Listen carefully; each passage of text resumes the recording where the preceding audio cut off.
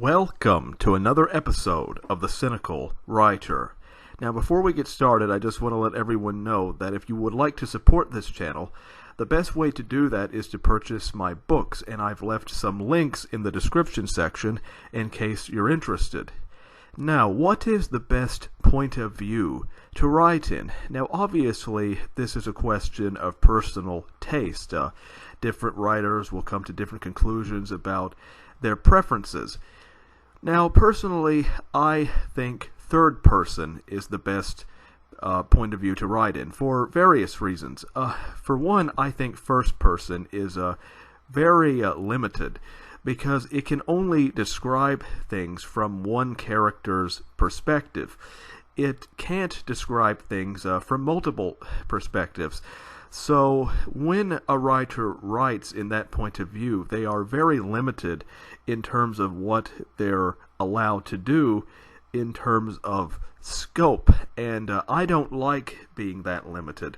I like to be very free in what I'm doing. And third person allows for that.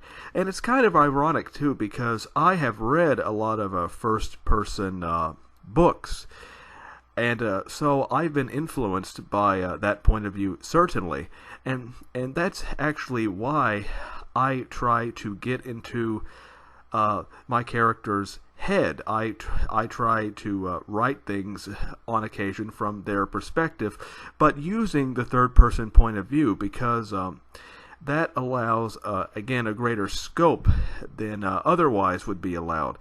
Because I can get into one character's head, but then I can go switch to another character's head, and I can try to make that description equally as enriching.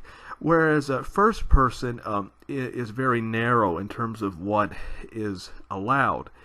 And another reason why I prefer third person is that with first person point of view, there's a lot of I's. It's I this, I that, I.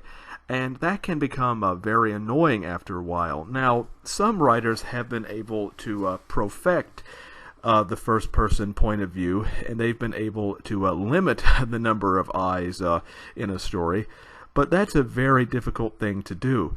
So that's another reason why I prefer third person narration, because again, it allows for just a lot of freedom, and first person is very limited, and that's unfortunate because I do enjoy to some degree reading books in first person, but writing it is a different thing altogether.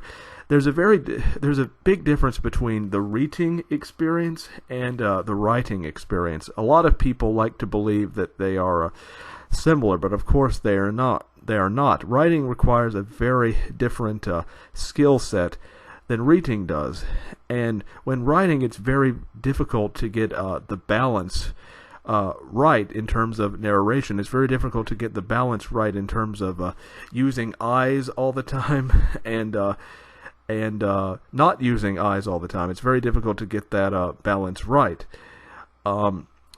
Again, and that's why I find first person to be very limiting. Now, of course, other writers have had more success with the first person point of view. So, to some degree, this is probably a deficiency on my part, the fact that I haven't been able to master that point of view. Now, maybe someday I'll decide to take another crack at it. Maybe someday I'll decide, you know what, I would like to try to write in first person again.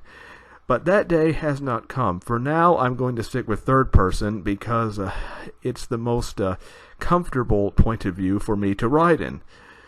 Well, I hope you enjoyed my speech for today. If you enjoyed this video, please feel free to subscribe. You can check out my books in the description section. And until next time, goodbye.